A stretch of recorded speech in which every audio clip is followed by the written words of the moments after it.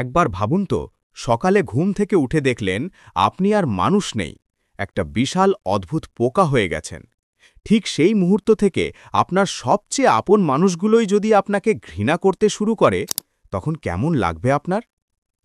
আজ কথা বলবো বিশ্ব সাহিত্যের ইতিহাসে সবচেয়ে প্রভাবশালী এবং নাড়িয়ে দেওয়া একটি বই নিয়ে, ফ্রান্স কাফকার মাস্টারপিস দ্য মেটামরফোসিস। গল্পের নায়ক গ্রেগর সামসা, যে সারা জীবন তার পরিবারের ঋণের বোঝা টানতে হাড় ভাঙা খাটনি খেটেছে, কিন্তু যেদিন সে অদ্ভুত এক পোকায় রূপান্তরিত হল, সেদিন থেকেই তার নিজের পরিবার তাকে বোঝা ভাবতে শুরু করল। এই পৃথিবীতে মানুষের ভালোবাসাও আসলে শর্তযুক্ত। যতক্ষণ আপনি রোজগার করে খাওয়াতে পারবেন, ততক্ষণই আপনার কদর।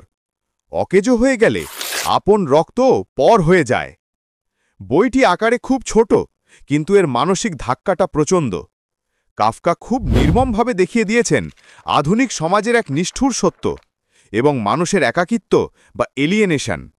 আপনি যদি সাইকোলজিক্যাল ফিকশন পছন্দ করেন এবং মানুষের অস্তিত্বের আসল সংকট বুঝতে চান, তবে এই ক্লাসিক বইটি আপনার অবশ্যই পড়া উচিত।